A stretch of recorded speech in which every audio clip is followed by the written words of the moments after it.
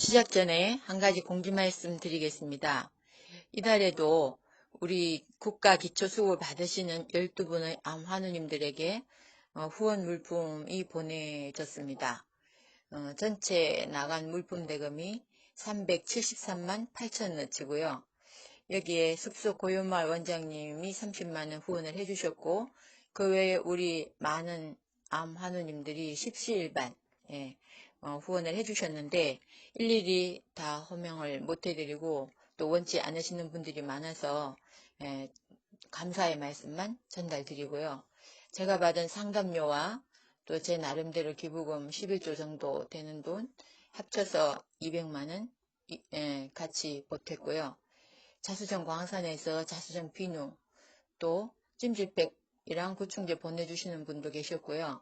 포천 계란농장 사장님이 또 계란을 또 수시로 보내드리겠다고 주소를 달라고 하셔서 드렸고, 대구 떡돌이 사장님이 우리 암환우들 을 위한 떡, 건강떡을 또 몇 분에게 추천을 해달라고 해서 추천해드렸어요.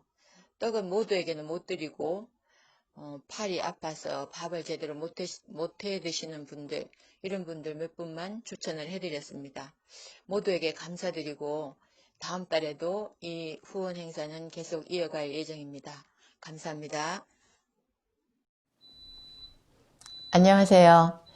2017년 사기암 진단 후 죽는 날까지 항암을 하라는 의사 선생님의 소견에 병원 치료를 포기하고 자연치유와 대체요법으로 지금까지 잘 살고 있는 지혜와 성실입니다. 오늘은 암 환자 세컨드 오피니언이 필요한 이유에 대해서 말씀드리겠습니다.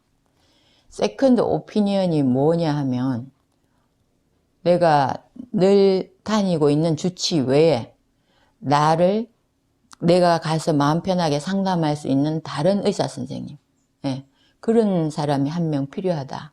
이걸 제가 말씀을 드리고 싶습니다. 많은 분들이 저에게 얘기합니다. 병원에서 CT도 찍지 않고 암을 어떻게 관리하냐고, CT 찍어봐야 알 거 아니냐고. 저 역시 아무것도 하지 않고 암을 관리할 수는 없습니다.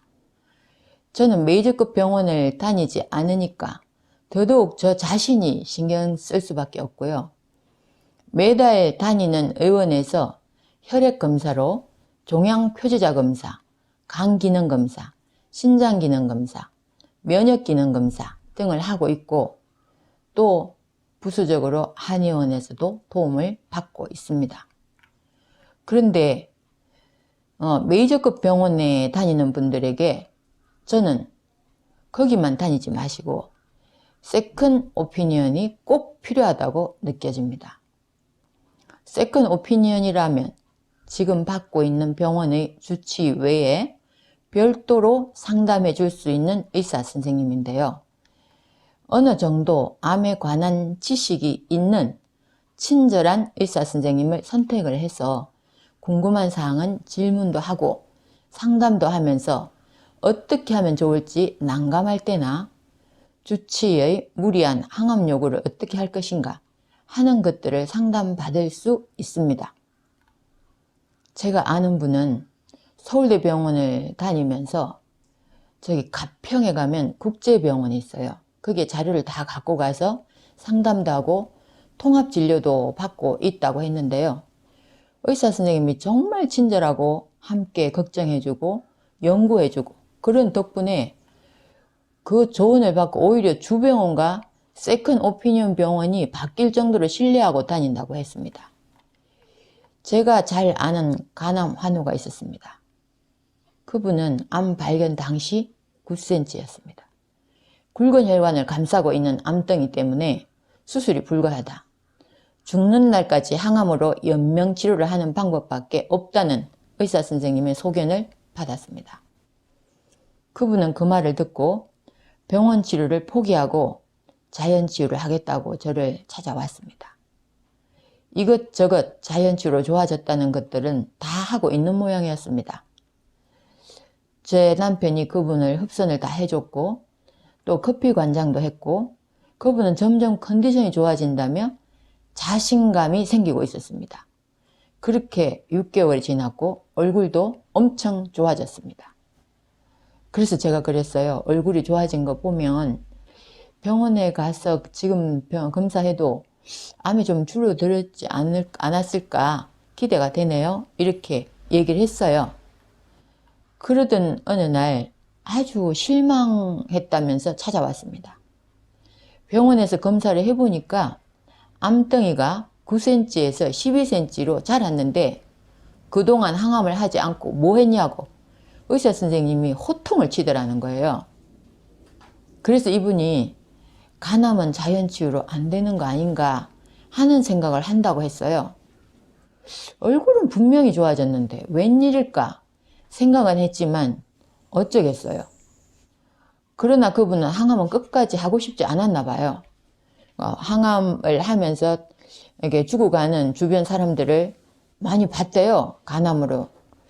근데 백방으로 본인이 이제 알아보다가 일본으로 가서 중입자 치료를 하고 오겠다고 했습니다.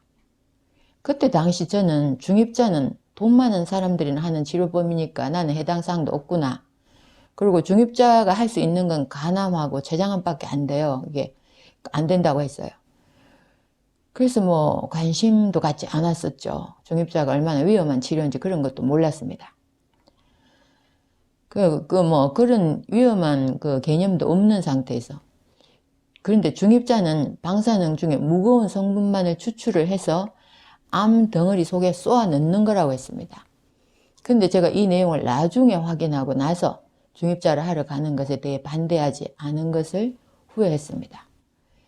그렇다고 본인들은 희망에 부풀어 가는데 제가 또 반대했다가 좋은 기회를 놓쳤다고 생각할까봐 더 이상 말도 못하겠더라고요. 항암제로 살해당하다 이런 책 130페이지에 나온 내용을 잠시 읽어드리겠습니다. 중입자 치료는 대포로 벼룩을 잡는 격이라고 했습니다. 최근에 입자선 치료라는 말이 자주 들린다. X선을 조사하는 리니악 장치는 몸에 조사하면 주로 우리 몸의 표면에 흡수가 되므로 심부까지 도달하는 X선의 양은 극히 적다. 이에 비해 양자나 중입자 등의 방사선은 우리 몸의 어떤 조직에도 일정한 깊이까지 같은 양이 도달한다. 그러나 여기에는 중대한 결점들이 있다. 장치가 너무 크고 비용도 엄청나게 많이 들며 기기를 다루는 데 인원도 많이 필요하다. 그뿐만 아니라 부작용도 심각하고 환부에 대한 집중도도 떨어지며 실험 수준을 정하기도 곤란하다. 중입자는 최강의 세계에서 암세포는 사멸시키는 효과가 X선의 몇 배나 된다. 그러나 곤도 의사의 말에 의하면 조사 지점에서 정상적인 세포나 장기가 포함되어 있다면 그 사멸 효과 역시 몇 배나 된다고 한다. 즉 중대한 부작용으로 인한 장애도 몇 배나 심해진다. 게다가 호흡이나 몸의 움직임으로 암병변도 움직이게 된다. 그 움직임을 따라 계속 중입자를 쏘아야 된다고 생각해보라. 대포로 벼룩을 잡는 격이다. 이렇게 책에 나온 내용을 읽어드렸습니다. 그분이 1억 5천이라는 큰 돈을 들여서 중입자를 하고 온 그분은 결국 얼마 가지 않아서 폐암으로 암이 전이됐고 얼마 못 가서 하늘나라로 갔습니다. 그런데 제가 왜 세컨 오피니언이 필요하다고 생각을 하냐고 하면요. 이분이 일본에 중입자를 하러 갈 때 한국에서 찍은 영상 자료를 모두 다 싸들고 갔다고 합니다. 이걸 싸들고 가서 보여주니까 일본 의사가 처음부터 이거 끝까지 다 보고는 이제 이게 처음 찍은 영상, 6개월 후에 찍은 영상에서 암의 크기가 변화가 전혀 없다고 했다는 겁니다. 한국의 대형 병원에서 9cm가 12cm로 커졌으니 빨리 항암하라고 호통치던 그 의사 선생님이 제대로 판독을 한 것인지 일본 의사가 제대로 판독한 것인지는 모르지만 그 환우님은 한국 의사가 항암을 시키기 위해서 부풀려 말한 것으로 생각된다고 했어요. 저한테. 한국에서 9cm에서 변화가 없네요. 관리가 잘 되고 있는 것 같습니다. 라고 말했다면 그 암 환우가 일본에 중입자를 하러 가야겠다는 생각까지 하지 않았겠지요.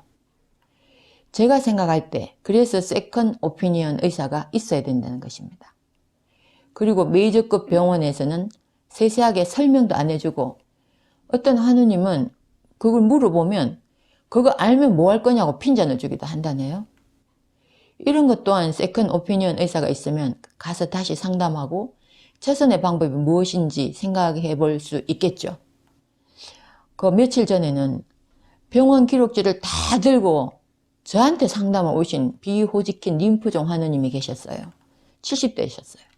그분은 젊어서 월남전에 참전을 하셨대요. 그래서 월남전 참전하신 분들이 그 미국에서 개발한 그 고엽제 살포 때문에 상당히 암에 많이 걸렸고, 또 고엽제의 후유증으로 엄청나게 많은 고통을 당하고 있어요, 지금도. 근데 병원에 가면 자신의 말은 무시하고 무조건 항암하라는 말만 한다면서 자신의 암은 암이 아닌지 몇 년이 지나도 자라지 않았고, 약국에서 파는 후시딘이랑 무슨 연고만 발랐는데 일부 없어졌다고 하면서 등에 있는 암을 옷을 벗어서 보여주더라고요. 제가 봐도 이게 림프종 위치는 아닌 것 같은데 싶었지만, 이 림프종은 주로 이쪽에서만 이렇게 불룩하게 나오더라고요. 제가 뭐 의사라야 그 기록을 읽고 말을 하죠. 저는 의사가 아니잖아요. 그래서 상담과 통합진료를 해주는 친절한 의사 선생님을 소개시켜 드렸습니다. 거기에서 주기적으로 암 종양 표지자 검사도 받고 고용량 비타민C 주사도 맞고 해보시라고 했습니다.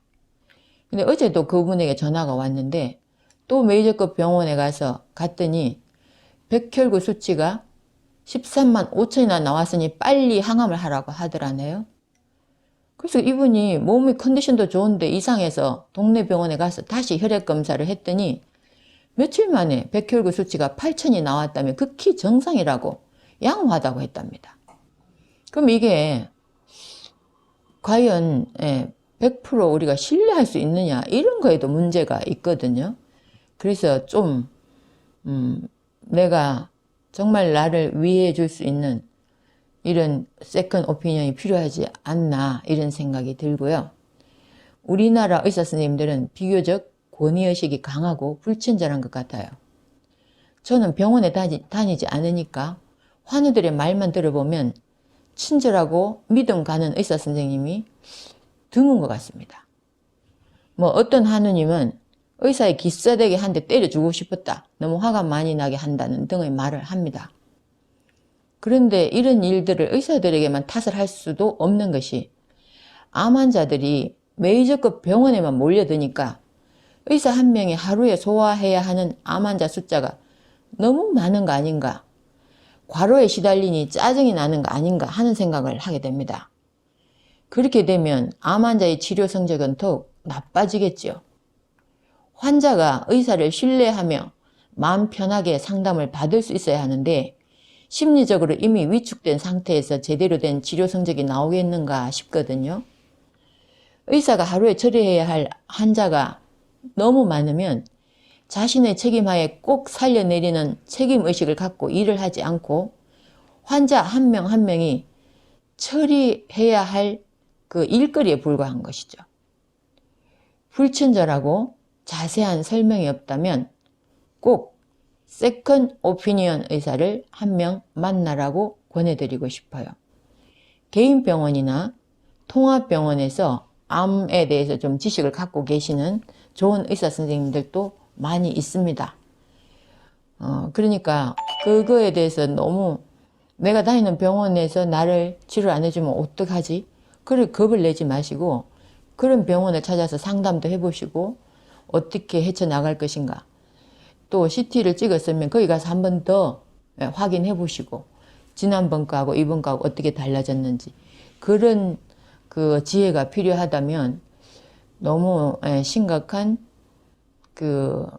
우리가 항암 치료, 방사선 치료 이런 거에 좀 노출이 덜 되지 않겠는가. 그럼 좀 더 건강하게 치병을 하면서 더 건강하게 오래 살 수 있지 않겠는가, 그런 생각을 합니다. 건강합시다. 감사합니다.